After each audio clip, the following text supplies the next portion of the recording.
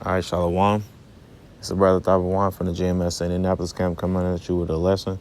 All right, as always, want to start out by giving all praises, all glory, and honor to Yahweh, Bahashem, Yahweh Shai, Bahashem, Rakakwadash. Double honors to our apostles and elders, the great millstone who do will well.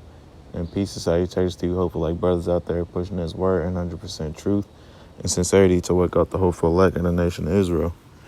All right, today's lesson, I'm going to start here in the book of Ecclesiastes, chapter 4 and verse 10.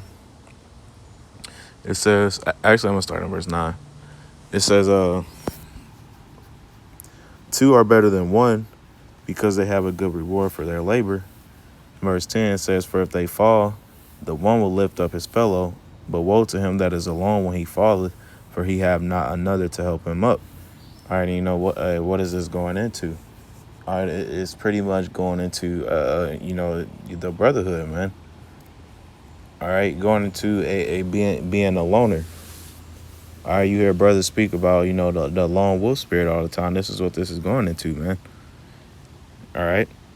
It says two are better than one because they have a good reward for their labor, man. All right, for if they fall, the one will lift up his fellow. All right, and that's the biggest thing, man, because hey, you got to understand. All right, and this battle that we're fighting, man, there's gonna be times where you're gonna fall, man. All right, whether you get weak in the flesh, man, or you get weak in the spirit, at some point, in this walk, you're gonna fall, man. All right. Hey, but guess what? That's why you have, the brotherhood to lean on, man. All right.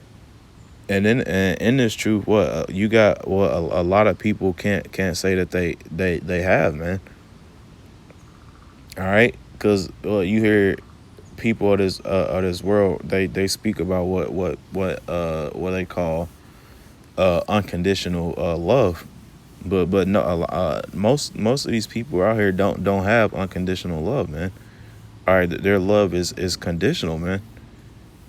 They love you under the preface of you doing this or you doing that for them, man. But with the brotherhood, it's unconditional love, man. All right. So when you get weak, this verse, it continues on and it says, but woe to him that is alone when he falleth.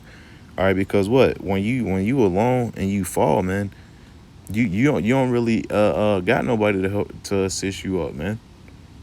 All right, and that's what a lot of people in this world go through. They don't have something like the brotherhood to lean on, man. All right, but that's why it says, but woe unto him that is alone when he falleth. We know a woe going into destruction, man. Because when you get into that lone wolf spirit and you trying to face things alone, when ultimately when it overtakes you, when you get weak. All right, and when you fall, you can pretty much drown yourself in it, man. All right, that's why it's important to what is the Galatians chapter? Actually, I'm gonna just go to it real quick. It's Galatians chapter 6.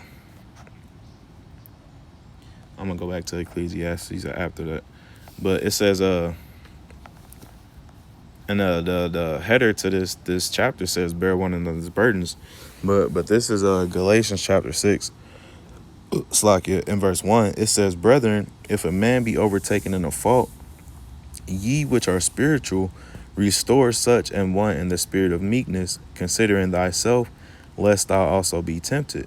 The point I wanted to get was in verse 2, but verse 1 is a good one as well. It says, brethren, if a man be overtaken in a fault.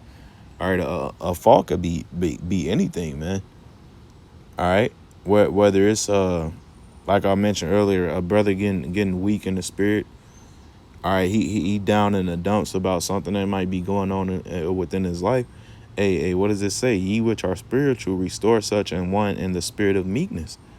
All right, so what does that mean? When you restore something, you bring it back to its rightful form. All right, you bring it back to the state it was in before it went through that said fault, man. All right, that's what restoring is going into. So when you see a brother being overtaken, what you got to help build that brother back up, man. All right, and ultimately he has to want to help himself as well. But what did it they say? Ye which are spiritual. All right. So you seeing what he going through, hey, you in the spirit, and you say, hey, this brother, he going through it. I'm finna help him out. That's how you gotta be, man. All right, that's the importance of the brotherhood. All right, because like I was saying earlier, these people of the world, that they ain't got that, man. All right, and then this verse, it continued on and said, considering thyself, lest thou also be tempted, because hey, the Lord could put you through those same things that other brother is going through, man. All right. You got to be able to put yourselves in another brother's shoes, man. All right, because a lot of times, something that be might not be a burden to you, or it seems like it's that much of a burden to you, could be a huge burden to another brother, man. All right, so hey, put yourself in a place, man. All right, and consider yourself when you going through something. You will want somebody to help you out, man, as well. All right. Well, like I said, hey, that brother has to be willing. All right. And it says here in verse 2, the point I wanted to get, it says, bear ye one another's burdens, and so fulfill the law of Mashiach. All right, so what does that mean? All right. You gotta bear one another's burdens. Cast your burdens upon a brother, man. All right, he may be able to give you some type of advice, man. All right, to assist you in what you're going through. All right. That's what the brotherhood is here for. We not only out there on the highways and byways to prophesy. We're here to help maintain each other, help hold each other up, man. All right, because like I was going into earlier, you're gonna get weak, man. All right, we're not in those new bodies yet. All right, we're in the flesh. All right, and being in the flesh, you're susceptible to getting weak. All right. That's the keep on hitting the nail on the head. That's the importance of the brotherhood, man. All right, but going back to what I was reading in it was Ecclesiastes chapter 4. I think there was another precept I wanted to get in Proverbs, just crossed my mind, and then I'll go back to Ecclesiastes. Yep, this is Proverbs chapter 27 and verse 17. It says, "Iron sharpeneth iron, so a man sharpeneth the countenance of his friend." All right, so hey, we understand that, hey, that's why, hey, a lot of times, like I was going into earlier, being in that lone wolf spirit is not good, man. All right, you got to try to be amongst the brothers, all right, as much as you can. All right, cause you're gonna go through that iron sharpening that iron, man. All right, even when, hey, you hanging out with brothers and y'all might be, in your folly having a couple of drinks, the a spiritual conversation 9 times out of 10 is gonna happen, man. And that's that iron sharpening that iron, man. All right. It says, so a man sharpeneth the countenance of his friend, and that's what it's all about, man. All right. But going back to that Ecclesiastes chapter 4, it says Ecclesiastes chapter 4, and I'm gonna read verse 10 over. It says for if they fall, the one will lift up his fellow, but woe to him that is alone when he falleth, for he have not another to help him up. All right, and I speak about this all the time, but being that in that lone wolf spirit, that's something that I still battle with, man. All right, because in the world, I'm still not a big talker, man. All right, and that you got to grow out of that, man. All right, and the truth. All right, because you'll end up putting yourself in a situation like I just read here in verse 10. All right, you'll end up falling and you ain't got nobody to help you up, man. All right, Cause you want to carry the weight of the world, all right, and the truth on your shoulders alone, man.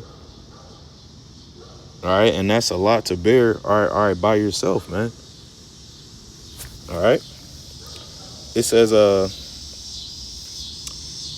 over here in verse 11, it says, if two lie together, then they have heat. But how can one be warm alone? All right, and that, that's just kind of like you'll see a lot of times what with animals, all right, during the winter time, what they bundle up close to each other to keep that heat within each other, man. All right. But what if you out there all alone by yourself in the wintertime, what you're more susceptible to freezing to death, man. All right, and that's the you got to look at it in a spiritual aspect, man. All right, being around a brother is helping to help you stay on fire, man. All right, because when you forcing yourself to be in solitude, what you're freezing yourself out, man. All right.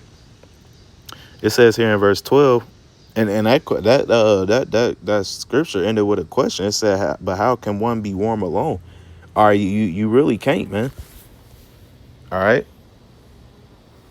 it's like it's bugs around. But here in verse 12, it says, "And if one prevail against him, two shall withstand him, and a threefold cord is not quickly broken." Broken, slack it. So what does that mean?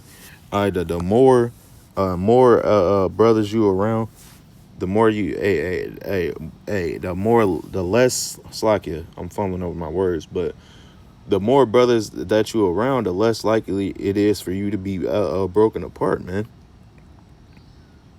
All right, cause what you got more people to help hold each other up, man. It said a threefold cord is not easily broken.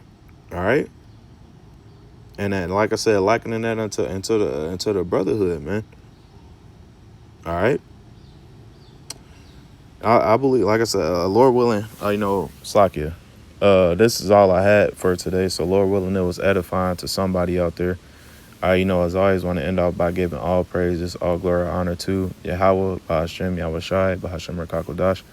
Double honors to our apostles and elders, a great millstone who do real well. And peace and salutations to you, hopeful like brothers out there that's pushing His word, 100% truth and sincerity to wake up the whole full elect of the nation of Israel. Shalom.